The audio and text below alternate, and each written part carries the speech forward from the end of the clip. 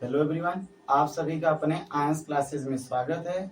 आप लोग आज देख रहे हैं कि सिद्ध कीजिए 3+2√5 एक अपरिमेय संख्या है, जो कि प्रश्नावली 1.2 का सवाल है। उसी प्रकार एक सवाल और है, 6+√2 एक अपरिमेय संख्या है, 7√2 एक अपरिमेय संख्या है, 5√2 एक अपरिमेय संख्या है, 3√2 एक अपरिमेय संख्या है। ये सभी सवाल है आपकी प्रश्नावली 1.2 और उदाहरण में दी हुई हैं। ये सभी सवाल जो हम फॉर्मेट बताने जा रहे हैं पूरे इसी फॉर्मेट पे लगेगा। आपको ज्यादा टीका टिप्पणी करने की जरूरत नहीं है। आप एक सवाल पढ़िए, 4 सवाल आपको फ्री में मिल रहे हैं। पूरा इसी तरीके से आप पढ़िएगा और देखिए लगाने की तरीके। परीक्षा में आपको वहाँ पे बोर्ड में लिखने का नंबर मिलेगा, तो हम यहाँ पे आपको लिखने के लिए लाइन खींच दिए हैं। किस प्रकार से आप पढ़ेंगे, किस प्रकार से आप अपने बोर्ड की कॉपी को लिखेंगे, ये लाइन आपको बताएगी कौन सी लाइन छोड़ना है, कौन सी लाइन नहीं छोड़ना है। इसलिए हमने लाइन खींच दिया है। तो हम लोग चलते हैं, इस सवाल को लगाते हैं। ये सवाल एकदम आपकी 5 - √3 की तरह लगेगी, जो कि हमने पिछला वीडियो बनाया था। उसी वीडियो पे आधारित ये सभी सवाल रहने वाले हैं। यदि आपको वीडियो ना समझ में आए उस सवाल में, तो आप यहाँ पे समझिएगा। एक सवाल और हम बता दे रहे हैं, उसके बाद आप सभी उसी के आधार पर कर लीजिएगा। चलिए हम लोग देखते हैं इस सवाल को। पहले हम लोग इस सवाल को देखते हैं, तब उसके बाद इन सभी को देखेंगे। 3+2√5 एक अपरिमेय संख्या है। हम लोग पहले इसे मान लेंगे। माना 3+2√5 एक परिमेय संख्या है। कौन सी संख्या है? परिमेय संख्या है। और हम लोग जानते हैं परिमेय संख्या को हम लोग P/Q के रूप में लिख सकते हैं।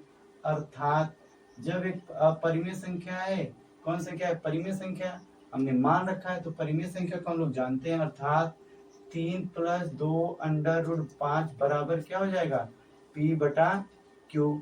हम इसे P/Q के रूप में लिख सकते हैं। किसी भी परिमेय संख्या को हम लोग भिन्न के रूप में लिख सकते हैं। अब यहाँ पे बताना पड़ेगा, जहाँ P व Q क्या है? P व Q पूर्णांक है, P व Q पूर्णांक है तथा Q is not equal to 0। P व Q पूर्णांक है तथा Q का मान 0 ना हो, तथा Q का मान क्या ना हो? 0 ना हो। ये आप जानते रहिएगा। तथा Q is not equal to 0। आप लोग समझिए, हमने ये काला कलम से लिख दिया है। आप भी इसी प्रकार से जो हम फॉर्मेट लिख रहे हैं, जैसे लिख रहे हैं, अपने बोर्ड की कॉपी में ऐसे ही लिखिएगा। आप अच्छे से लिखेंगे तो आपको अच्छा नंबर भी मिलेगा। तो 3+2√5 बराबर P व Q क्या है? पूर्णांक है। अब हम जानते हैं इसमें हम लोग वर्ग नहीं करेंगे। यहाँ पर आने के बाद अभी हम लोग जब एक संख्या का अंडर रूट वर्ग देख रहे थे, तो वहाँ पे हम लोग वर्ग कर रहे थे। अब यहाँ पे हमें वर्ग करने की जरूरत नहीं है। यहाँ पे हम लोग देखेंगे, अब यहाँ पे हम लोग पक्षांतर करेंगे। क्या करने पर? पक्षांतर करने पर। इस सवाल में आपका एक ही उद्देश्य होना चाहिए, पक्षांतर करने पर। यदि हम लोग पक्षांतर कर रहे हैं तो आपका एक ही उद्देश्य होना चाहिए, अंडर रूट वाले को आपको बचाना है, बाकी प्लस माइनस गुणा भाग सबको उस पार ले जाना है। उस पार यानी P/Q के तरफ ले जाना है। तो हम लोग इसका जब पक्षांतर करेंगे तो हम लोग देखिए 2√5 बराबर P/Q माइनस क्या मिल जाएगा? 3 मिल जाएगा। इसीलिए हम इसको हल कर ले रहे हैं। यहाँ बटे 1 है, प्लस Q आ जाएगा, तो P माइनस क्या बचेगा आपके पास? 3Q। P माइनस क्या बचेगा? 3Q। ये आपको 2√5 बराबर इतना प्राप्त हुआ। अब एक ही लक्ष्य होना चाहिए, 2 भी इधर आना चाहिए। 2 इधर भाग में है, इधर आ जाए कितना में हो जाएगा? गुणे में हो जाएगा। तो अंडर रूट 5 बराबर क्या मिल जाएगा? 1/2 कोष्टक में P-3Q बटे क्या लिख दिया हमने? Q लिख दिया। आप लोग एक जानते रहिएगा, 1/2 यानी 2 गुणम था, इसका क्या हो जाएगा? भाग। यानी 2 का भाग क्या होगा? अगर 2 को भाग के रूप में लिखना है तो 1/2 हो जाएगा। तो ये आप जानते रहिएगा। यहाँ पे आप जो प्राप्त हो गया है, यहाँ पे कुछ हिंदी के कोटेशन आएंगे जो आपके अपनी बोर्ड की कॉपी में एकदम हूबहू ऐसे ही लिखना है। आप लिखने में मत शर्माइएगा। यहाँ पे हम लोग लिख रहे हैं, चूंकि P व Q क्या है? पूर्णांक हैं, तो यदि P व Q पूर्णांक हैं तो 1/2 कोष्टक में P-3Q बटे Q भी का होगा, पूर्णांक होगा। क्योंकि भैया पूर्णांक को पूर्णांक में घटाने पर क्या प्राप्त होता है, पूर्णांक प्राप्त होता है। तो ये क्या हो जाएगा, पूर्णांक होगा। आप जानिए पी व क्यू क्या था, पूर्णांक था। तो पूर्णांक को पूर्णांक में से घटाएंगे तो क्या मिलेगा आपको, पूर्णांक ही मिलेगा। यानी ये पूरी प्रॉपर्टी क्या हो गई, पूर्णांक हो गई। अब हम लोग जानते हैं कि जितने भी पूर्णांक हैं यहाँ पे लिखेंगे, हम जानते हैं, हम जानते हैं सभी पूर्णांक, सभी पूर्णांक यानी जितने भी पूर्णांक हैं सभी पूर्णांक परिमेय संख्या होती है, परिमेय संख्या होती है। यदि आपको वीडियो में अच्छा न दिख रहे होंगे तो हम भाई बोल रहे हैं और वही लिख रहे हैं। जितने भी पूर्णांक हैं क्या होते हैं, परिमेय संख्या होती है। अर्थात अर्थात आपके पास मिला है, कौन सा पूर्णांक मिला है आपको, मिला है 1/2 कोष्टक में p माइनस 3q/q बराबर क्या होगी, परिमेय संख्या। क्योंकि यह भी एक पूर्णांक है और जितने भी पूर्णांक होते हैं सभी कौन सी संख्या होती हैं, परिमेय संख्या होती है। तो आप जानते रहिएगा कि परिमेय संख्या होती है, पूर्णांक को पूर्णांक में घटाएंगे तो पूर्णांक प्राप्त होगा और जितने भी पूर्णांक होंगे परिमेय संख्या होती है। ये हम लोगों ने 9th में पढ़ रखा था। अब इसके बाद हम लोग देखते हैं कि यह परिमेय संख्या आ गई, लेकिन √5 क्या है, √5 एक अपरिमेय संख्या है और यह परिमेय संख्या है। कभी भी परिमेय अपरिमेय बराबर नहीं होता है, तो इसका विरोधाभास मिल जाएगा। इस प्रकार का आपका सॉल्यूशन हो जाएगा। ये देखिए लिखने का ऐसा फॉर्मेट होना चाहिए आप सभी का। इसके बाद हम लोग और लिखते हैं, देखते हैं। यहाँ पर परिमेय संख्या प्राप्त हो गई है। अब यहाँ पर लिखेंगे कि परंतु √5, परंतु लाइन छोड़ दीजिएगा, फिर √5 एक अपरिमेय संख्या है। परंतु √5 एक कौन संख्या है, अपरिमेय संख्या है। √5 कौन सी संख्या है, अपरिमेय संख्या है। अब इसके बाद हम लोग देखेंगे, अब आप देखिए यदि आपकी बोर्ड की कॉपी में एक पेज भर जाएगा तो आप उसी पेज पर एक लाइन नहीं खींचेंगे। आप समझिए हमने अब दूसरे पेज पे लागू कर दिया है। यदि पेज जब तक नहीं भरता है तब तक आप उसी पेज पे करते रहिएगा। यदि पेज भर जाता है तो वहाँ पे पाई मत खींचिएगा, दूसरे पेज पे करने की कोशिश कीजिए। क्योंकि भाई आप लोग उसका बोर्ड फीस जमा करते हैं, पैसा लगता है। आप लोग अलग अलग पेज पे साफ साफ लिखिएगा, आपको वहाँ पे लिखने का नंबर मिलता है, ना कि आपको समझाने की जरूरत है। यहाँ पे आप समझ लीजिएगा, लिखने के तरीके से लेकर कैसे समझना है, किस प्रकार से लिखना है, पूरी तरीके से हम लोग देख रहे हैं। तो √5 एक अपरिमेय संख्या है। अब हम लोग यहाँ से देखेंगे, यह एक अपरिमेय संख्या है और आप लोग जानते हैं, क्या जानते हैं भैया, कभी भी अपरिमेय संख्या, अपरिमेय संख्या परिमेय संख्या के बराबर नहीं होती है। कभी भी अपरिमेय संख्या परिमेय संख्या के बराबर नहीं होती है। अब बताइए अपरिमेय संख्या कौन सी आपको मिली, यहाँ पर √5 कौन सी संख्या मिली, अपरिमेय संख्या हमने लिख दिया। अब बराबर नहीं होती है, किसके बराबर नहीं होती है, परिमेय के। परिमेय क्या मिला आपको, 1/2 कोष्टक में p - 3q/q, p - 3q/q। यह आपको दोनों बराबर नहीं है, बराबर नहीं है, ये नॉट इक्वल का चिन्ह है। लेकिन आपको एक और कहीं मिला होगा कि √5 बराबर 1/2 p - 3q/q। यहाँ पे बराबर का चिन्ह है, यहाँ पे बराबर का चिन्ह नहीं है। यानी आपका ये कथन इसका क्या प्राप्त हो रहा है, विरोधाभास कर रहा है। तो इस प्रकार से हमें इसका क्या मानना चाहिए, समीकरण 1 मान लीजिए। यहाँ पर यह आपका समीकरण नंबर 1 हो गया है। अब यहाँ पर हम लोग लिखेंगे, यहाँ पर देखिए आपको लिखने के तरीके हम बता रहे हैं। उपर्युक्त कथन यानी उपरोक्त कथन या उपर्युक्त कथन समीकरण 1 का सॉरी यहीं पे लिखिएगा, आप लोग एक लाइन यहाँ पे छोड़कर लिखिएगा, उपर्युक्त कथन समीकरण एक का विरोधाभास प्राप्त होता है। विरोधाभास यानी विरोध कर रहा है। उपर्युक्त कथन समीकरण एक का विरोधाभास प्राप्त होता है। उपर्युक्त कथन समीकरण एक का क्या प्राप्त होता है? विरोधाभास प्राप्त होता है। जब उपर्युक्त कथन समीकरण एक का विरोधाभास प्राप्त हो रहा है तो आप कह सकते हैं कि यह कथन आपका जो यहाँ पे माना गया वो क्या है? गलत है। अतः हमारी कल्पना क्या थी? त्रुटिपूर्ण थी। यह विरोधाभास अतः हमारी कल्पना क्या थी? त्रुटिपूर्ण थी।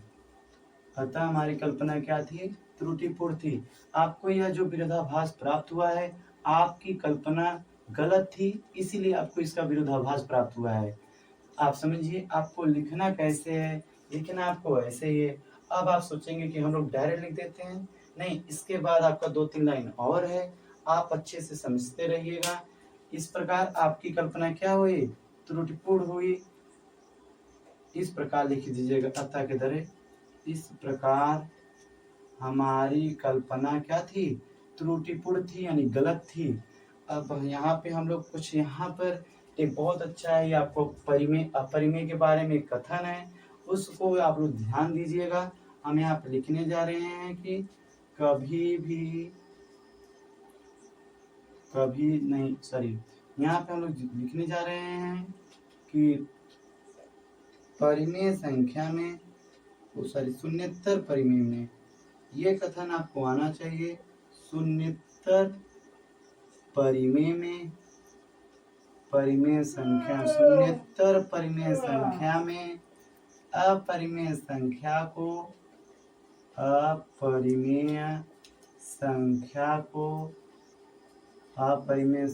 को जोड़ने, घटाने, गुणा या भाग करने, जोड़ने, घटाने, गुणा या भाग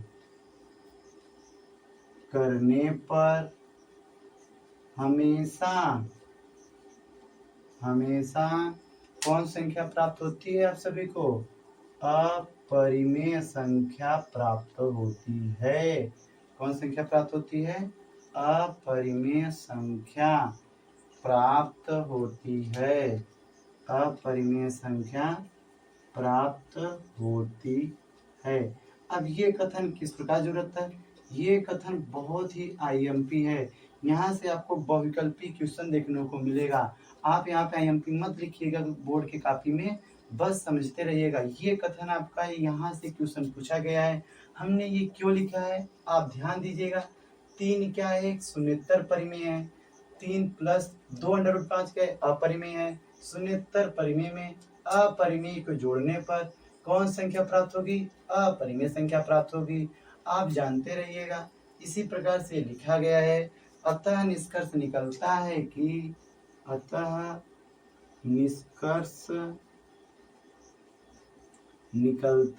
कि निकलता है कि 3 + 2√5 यानी जोड़ने पर आपको कौन संख्या प्राप्त होगी? 3 + 2√5 एक अपरिमेय संख्या है। अपरिमेय संख्या है। इस प्रकार से आपका ये पूरा सवाल सिद्ध हो गया है।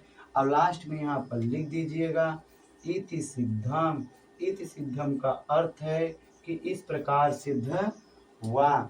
यह आपका सवाल है और यहाँ से आपको समझ में आना चाहिए कि आप लोग लगा क्या रहे थे, सिद्ध क्या करना था। इस प्रकार आपको ये पूरा फॉर्मेट अपने बोर्ड के एग्जाम में लिखना होगा। आपको कहीं भी यदि दिक्कत होगी और आप लोग अच्छे से कमेंट बॉक्स में कमेंट कीजिएगा। आप लोग जानते रहिएगा कि कि ये सवाल 2 अंक का पूछता है। कितने अंक का पूछता है बोर्ड में? 2 अंक का। आपको लिखने में एकदम हूबहू ऐसे ही लिखना है। अब हम लोग देखना चाहते हैं कि अगली सवाल के लिए कैसे लिखेंगे, इस सवाल के लिए कैसे लिखेंगे। क्या इसके लिए कुछ अलग तरीका होगा, इसके लिए कुछ अलग तरीका होगा, इसके लिए कुछ अलग तरीका होगा। हम लोग इसी वीडियो में आराम से 5 मिनट के अंदर अब हम लोग 5 मिनट के अंदर ये चारों सवाल हल कर लेंगे। सिर्फ आप देखते रहिएगा कहाँ कहाँ पे चेंजेस होने वाले हैं। आपकी हिंदियाँ जितनी भी लिखी हैं उसमें कोई चेंजेस नहीं होगी। सिर्फ आपको जहाँ जहाँ अंक दिख रहे होंगे वहीं पे चेंजेस होंगे। आप जानते रहिएगा। यदि हम लोग अब इस सवाल के लिए बात करें 6 प्लस अंडर रूट 2 के लिए, अब समझिए यहाँ पे मान लीजिए 6 प्लस अंडर रूट 2 आ गया। क्या आ गया? 6 प्लस अंडर रूट 2। अगर यहाँ पे 6 प्लस अंडर रूट 2 आ गया तो यहाँ पर भी कितना आ जाएगा? 6 प्लस अंडर रूट 2। अगर यहाँ पर आ गया तो यहाँ पर भी क्या आ जाएगा? 6 प्लस अंडर रूट 2। फिर से पुनः पूरा पक्षांतर करने पर जब हम लोग इसका पक्षांतर करेंगे 6 प्लस अंडर रूट 2 का हम लोग चलिए पक्षांतर करके देखते हैं क्या आपको प्राप्त होता है। जब इसका पक्षांतर करेंगे तो आपको अंडर रूट 2 बराबर पी अपान क्यू माइनस क्या प्राप्त होगा? 6 प्राप्त होगा। इसको अगर हल करने पर हम लोग देखेंगे तो अंडर रूट 2 बराबर क्या प्राप्त होगा? पी माइनस 6 क्यू बटे क्या प्राप्त हो जाएगा? क्यू। यही आपको प्राप्त होगा क्योंकि इसके गुणे में 1 है। 1 का गुणा कीजिए, भाग कीजिए, किसी भी संख्या में कोई फर्क नहीं पड़ता है। अब जहाँ जहाँ ये लिखा है हम लोग यहाँ पे ये लिखेंगे। अब यहाँ पे हम लोग क्या लिखेंगे कि p minus 6q, p minus 6q बटा q क्या है? पूर्णांक है। तो प्रत्येक पूर्णांक क्या होते हैं? परिमेय होते हैं। अब फिर यहाँ पे चेंजेस हो जाएगा। p माइनस कितना आ जाएगा? p माइनस 6q बटा कितना आ जाएगा? q आ जाएगा। फिर यहाँ पे अंडर रूट 5 है तो यहाँ पे कितना है? Under root 2। फिर यहाँ पे चेंजेस हो जाएगा, अंडर रूट 2 लिख देंगे हम लोग। अब अंडर रूट 2 के बाद इसके बाद हम लोग यहाँ पे पहुंच जाएंगे। यहाँ पे जब हम लोग पहुंच जाएंगे तो यहाँ पे पूरा हम लोग under root 2 is not equal, यहाँ पे क्या प्राप्त हुआ है? 5 माइनस 6q बटे q। उपयुक्त कथन समीकरण यानी यह कथन, ये जो लिखा गया हिंदी में और ये गणितीय रूप में लिखा गया, यह कथन समीकरण 1 का विरोधाभास प्राप्त होता है। अतः हमारी कल्पना क्या थी? त्रुटिपूर्ण थी। ये पूरा कथन आपको लिखना है। यहाँ पे शून्येतर परिमेय संख्या में अपरिमेय संख्या को जोड़ने, घटाने, गुणा या भाग करने पर हमेशा अपरिमेय संख्या ही प्राप्त होती है। अतः निष्कर्ष निकलता है कि अब यहाँ पे क्या आ जाएगा? यह शून्येतर परिमेय है, यह अपरिमेय है। शून्येतर परिमेय में अपरिमेय के जोड़ेंगे तो ये पूरी संख्या क्या प्राप्त होगी? अपरिमेय संख्या प्राप्त होगी। देखिए एक सवाल आपने समझ लिया, दूसरा सवाल तुरंत लग गया। ऐसे ही आपको अगला सवाल हम लोग बताने वाले हैं। अब जानिए आप लोग अगला सवाल देखिए 7 अंडर रूट 2। अगर ये सवाल देख लेंगे तो बाकी सबका पक्षांतर करना आपके लिए बहुत ही आसान होने वाला है। अब हम लोग 7 अंडर रूट 2 के लिए देखेंगे। अब यहाँ पे फिर से आप देखिए 7 अंडर रूट 2। यदि 7 अंडर रूट 2 है, जहाँ जहाँ आप ये लिखे होंगे वहाँ पे 7 अंडर रूट 2 कर दीजिए। यहाँ पर भी 7 अंडर रूट 2। अब बताइए 7 का जब पक्षांतर हम लोग करेंगे, जब हम लोग 7 का पक्षांतर करेंगे तो 7 बराबर क्या आ जाएगा? पी अपान क्यू। 7 गुणे में 1/7 लिख सकते हैं हम लोग। तो यहाँ पर अगर यहाँ पर अंडर रूट 2 लिख रहेगा। अब फिर से इसका जहाँ जहाँ पे आप लोग इसको लिख दीजिएगा। इसको लिख सकते हैं पी अपान 7 क्यू लिख सकते हैं। अब जहाँ जहाँ पे है वैसे लिख दीजिएगा पी अपान 7 क्यू। पी अपान 7 क्यू कौन संख्या होगी? परिमेय संख्या। अब यहाँ पे अंडर रूट 2 था, अंडर रूट 2 ही रहने दीजिए। फिर से under root 2 is not equal, किसके नॉट इक्वल होगा? परिमेय परिमेय बराबर नहीं होती है, तो ये किसके बराबर नहीं होगा? पी अपान 7 क्यू के, जो कि समीकरण का क्या करेगा? विरोधाभास करेगा। इस प्रकार की कल्पना क्या होगी? त्रुटिपूर्ण होगी। अतः निष्कर्ष निकलता है कि 7 अंडर रूट 2 कौन सी संख्या होगी? अपरिमेय संख्या होगी। 7 अंडर रूट 2 कौन सी संख्या होगी? अपरिमेय संख्या होगी। अगर आपको 5 का करना है तो इस प्रकार देखिए, हम लोग एक सवाल करने के बाद कितने पूरा हिंदी में कोई चेंज नहीं हो रहा है। बस आपका जहाँ जहाँ पे संख्या है या पी बटा क्यू आ रहा है वहीं पे आपका चेंज हम कर रहे हैं। अन्यथा हिंदी को हम लोग छू भी नहीं रहे, जैसा लिखा है वैसा ही हम लोग लिखे हैं। आप लोग भी अपने फॉर्मेट को ऐसे ही बनाइएगा कि एक सवाल पढ़ें, एक कॉन्सेप्ट पढ़ें और हम उसमें पूरा कॉन्सेप्ट को लगा दें। अगला हम लोग देखते हैं कि 5 अंडर रूट 2 के लिए। अब जहाँ जहाँ 7 अंडर रूट 2 था, अब वहाँ पे हम लोग क्या देखेंगे? 5 under root 2, 5 under root 2, 5 under root 2। यहाँ पे 7 था, यहाँ पे 5 लिख दीजिए। यहाँ पी अपान 5 क्यू हो जाएगा। यहाँ पे पी अपन क्या हो जाएगा 5q हो जाएगा। अब यहाँ पे क्या आ जाएगा 5q आ जाएगा। फिर से वही बात, यहाँ पे क्या हो जाएगा 5√2। एक सवाल पढ़िए, कॉन्सेप्ट एकदम क्लियर हो रहा है आपका। यदि हम लोग इसी प्रकार से अगला सवाल देखते हैं जो कि आपका उदाहरण है 3√2, तो यहाँ पे आप 3√2 कर दीजिए, 3√2 कर दीजिए, 3√2 कर दीजिए, 3√2 कर दीजिए। अब यहाँ पे क्या आ जाएगा, जब इसका पक्षांतर करेंगे तो 1/3 आ जाएगा। अंदर 3 का क्यू के साथ मल्टीप्लाई करेंगे 3q हो जाएगा। यह भी पूर्णांक होगा, जब 3q भी पूर्णांक है तो 3q भी क्या होगा, परिमेय संख्या होगी। जब परिमेय संख्या होगी तो यहाँ पे 5 की तरह क्या आ जाएगा 3q हो जाएगा। तो परिमेय कभी भी अपरिमेय बराबर नहीं होता है, जो कि समीकरण का क्या करेगा, विरोधाभास प्राप्त होता है। इस प्रकार की कल्पना क्या थी, त्रुटिपूर्ण थी। यह कथन आपको बहुत इंपॉर्टेंट है, यहाँ से IMP वैकल्पिक क्वेश्चन आपको देखने को मिलेगा। 69 परिमेय संख्या में अपरिमेय संख्या को जोड़ने, घटाने, गुणा, भाग। अब बताइए इसमें क्या हुआ है, गुणा हुआ है, 3√2 क्या हुआ है, गुणा हुआ है। तो इस प्रकार अपरिमेय संख्या प्राप्त होती है। तो यहाँ पे आपको क्या मिल जाएगा 3√2। इस प्रकार आपका प्रश्नावली 1.2 की जितनी भी सवालें थी उदाहरण सहित इस कॉन्सेप्ट पे वो पूरी क्लियर हो चुकी हैं। यदि हम लोग एक सवाल और देखते हैं उसका पक्षांतर किस प्रकार से करते हैं, यदि इसी में एक सवाल आप पक्षांतर करके बताइएगा। आप लोग देखिए वो सवाल है भैया 1/3 + 2√5, 1/3 + 2√5, 1/3 + 2√5। आप लोगों के लिए यह होमवर्क है, आप लोग इसको घर पे ट्राई करिएगा। यदि हम लोग नहीं बता पा रहे हैं तो हम लोग आपको थोड़ा सा इसका हिंट दे रहे हैं। या बताइए यहाँ पर 1/3 + 2√5 आ जाएगा। इसका पक्षांतर करेंगे, जब हम लोग इसका पक्षांतर करेंगे तो 3p + 2√5p आ जाएगा। और बराबर क्या हो जाएगा, q हो जाएगा। एक ही लक्ष्य रहना चाहिए आप सभी का। यहाँ पे मान लीजिए p गुणे में है, अब लक्ष्य p यहाँ भाग में आ जाएगा तो 3 + 2√5 बराबर क्या हो जाएगा, q/p हो जाएगा। 3 यहाँ पे प्लस में, इधर आएगा क्या हो जाएगा, माइनस हो जाएगा। बचा 2, 2 भी गुणे में इधर आ जाएगा क्या हो जाएगा, भाग हो जाएगा, तो 1/2 आ जाएगा। इसका आप लसाअ ले लेंगे तो q - 3p/2p हो जाएगा। अब बराबर क्या हो जाएगा, √5। अब इससे समीकरण 1 मान लीजिए। अब इसके बाद जहाँ जहाँ ये लिखे वहाँ लिखिए, √5 लिख के आप इस सवाल को भी पूरी तरीके से अच्छे से कर सकते हैं। तो आप लोगों को बहुत ही समझ में आया होगा। आप लोग इसे घर पे ट्राई कीजिएगा।